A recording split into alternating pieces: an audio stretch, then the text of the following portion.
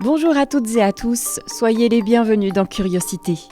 Cette semaine, votre magazine vous propose une plongée dans un univers méconnu et pourtant surprenant, celui de la mulette perlière. Ce petit animal est en effet au cœur d'une exposition présentée au Musée d'histoire naturelle et d'ethnographie. Objectif : faire connaître la mulette, son histoire et son mode de vie pour sensibiliser les publics à l'importance de ce mollusque d'eau douce dans l'écosystème de nos rivières.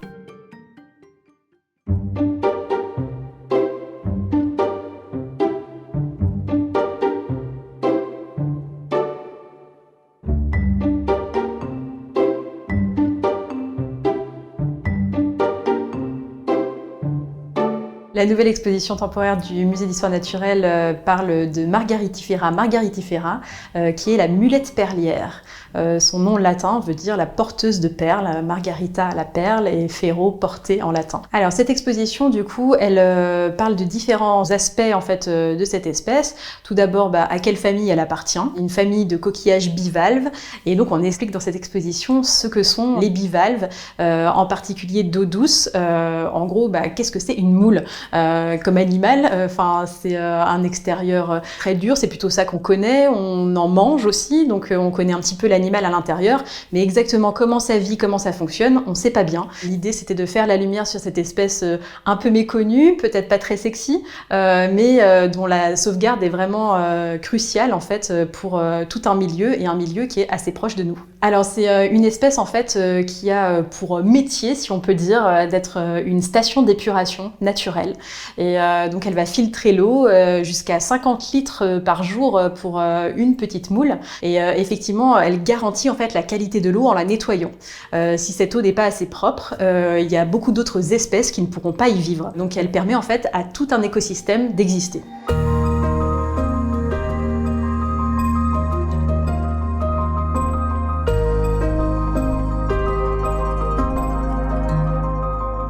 On présente dans l'exposition tout un ensemble d'autres moules d'eau douce, cette famille des naïades, qui effectivement peuvent habiter les mêmes cours d'eau avec des modes de vie et de fonction assez proches.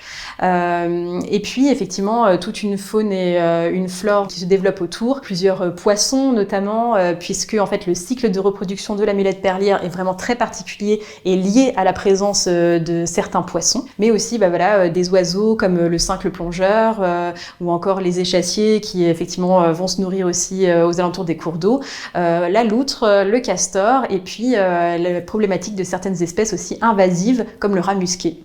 Alors oui, le cycle de reproduction de la mulette est assez particulier. C'est un animal qui est quand même assez fixe au fond de l'eau, donc le challenge c'est un peu de se reproduire à distance. En premier lieu, le mâle en fait va lâcher des gamètes mâles, des spermatozoïdes dans le courant de l'eau, et il va falloir effectivement que porté par le courant, ça rencontre une femelle. Par la suite, des larves vont se former lors de la fécondation qui vont être relâchées par la femelle, qu'on appelle des glochidies. Et ces glochidies qui ressemblent un petit peu à des minuscules Pac-Man avec une énorme bouche vont venir en fait s'accrocher sur les branchies des salmonidés, des espèces comme la truite ou le saumon, et vont faire le voyage en fait avec ces espèces qui remontent le cours d'eau elles-mêmes pour se reproduire. Et au moment où les poissons vont redescendre, les petites glochidies sont devenues des petites moules, des minuscules moules qui vont se relâcher plus ou moins à l'endroit où elles sont parties, s'enfouir dans le sable afin de devenir à leur tour des adultes qui peuvent se reproduire.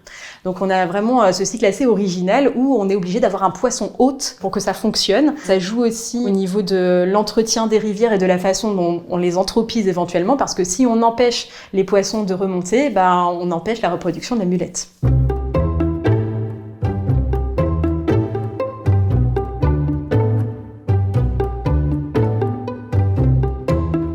Cette espèce en fait a fait l'objet d'un programme de conservation qui a été mené par notre musée. Donc on a un pôle de recherche et d'expertise en malacologie qui a travaillé sur tout le bassin versant de la Vologne sur la base de 2 spécimens de Margaritifera margaritifera qui ont été retrouvés à l'état sauvage, seulement 2 sur tout le bassin versant. Et donc l'objectif c'était de comprendre pourquoi elle ne se reproduit plus ou pourquoi il y en a si peu, s'il y en avait d'autres ailleurs et comment faire pour la réintroduire éventuellement. La vocation des muséums, c'est aussi effectivement de participer à la recherche.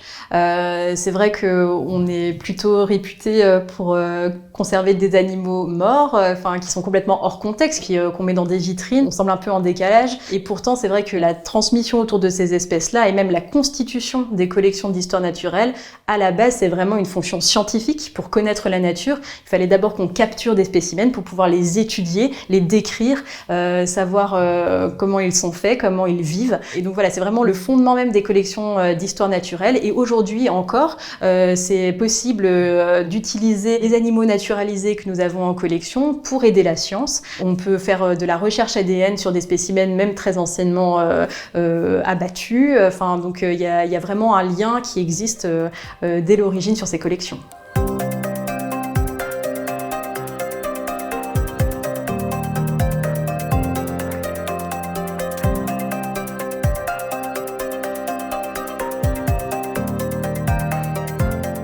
Le fait qu'on n'en retrouve que 2, alors d'une part c'est une espèce qui avait été beaucoup exploitée par le passé puisqu'elle fait des perles. Mais c'est pas ça vraiment qui a mené à la quasi-disparition de cette espèce, c'est la qualité de l'eau parce que même si elle est là pour la garantir, en fait l'eau est tellement sale, tellement polluée en fait qu'elle-même n'y survit pas. On présente également une vidéo qui a été tournée en Bretagne où il y a aussi un programme de conservation de la mulette perlière. Dans cette vidéo ils montrent un petit peu comment ils vont élever les mulettes dans l'espoir de pouvoir les réintroduire dans le milieu naturel, puisque bien qu'effectivement dans le bassin de la Vologne par exemple nous n'avons plus que 2 à l'état sauvage, on tâche de préserver l'espèce dans des enclos artificiels afin de pouvoir leur redonner une chance quand le cours d'eau sera d'une qualité et d'un aménagement qui sont favorables à cette réintroduction.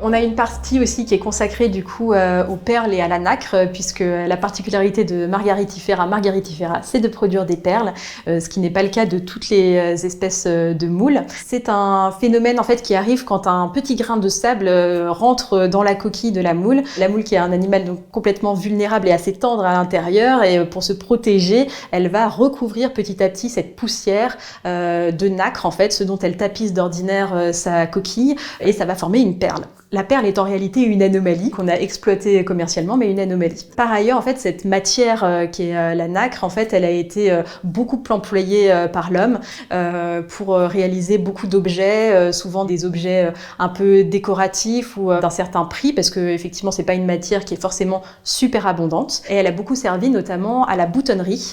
C'est ce qu'on montre dans une de nos vitrines. Vous avez des coquilles de mollusques qui ont un dentement, qui est en fait la marque des boutons qu'on a prélevés dans cette nacre et qui ont été retrouvés dans le bassin versant de la Vologne et voilà, qui sont en fait des coquilles exotiques qu'on importait pour faire de la boutonnerie mais qui étaient quand même relâchées dans le milieu naturel à proximité.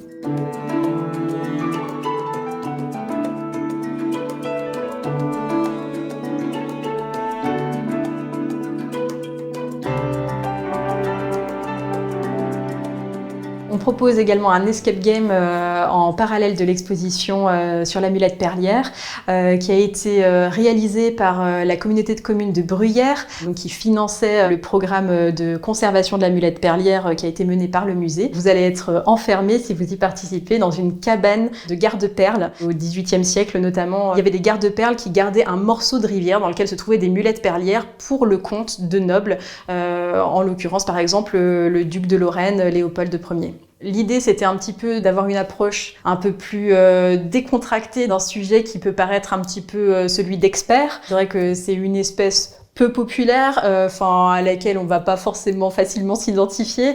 Personne ne se dit la moule est mon animal totem. Mais du coup, c'était une façon plus ludique d'aborder le sujet. C'est aussi une autre façon d'interagir dans le musée. Un musée, c'est pas seulement, ou c'est pas forcément que des objets derrière des vitrines assez inaccessibles. Donc voilà, la transmission, elle peut se faire par d'autres biais et le biais du jeu est excellent. C'est beaucoup plus facile de faire une exposition sur des animaux à poils, des animaux à plumes.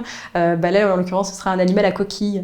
Et pour autant, c'est quelque chose, je pense, qui nous fascine assez. Qui n'a jamais ramassé de coquillages au bord de la plage, au bord d'une rivière? C'est des animaux en fait desquels on est assez familier, mais qu'on connaît pas vraiment. Et donc voilà, l'exposition permet d'explorer en fait toute cette biodiversité avec des formes de vie qui sont complètement différentes les unes des autres, avec des cycles de vie qui sont vraiment parfois assez incroyables, et on se dit à quoi ça tient finalement cette biodiversité, à quoi ça tient cette vie sur notre planète. Il y a vraiment des biais qu'on n'aurait pas imaginés si on ne les avait pas observés.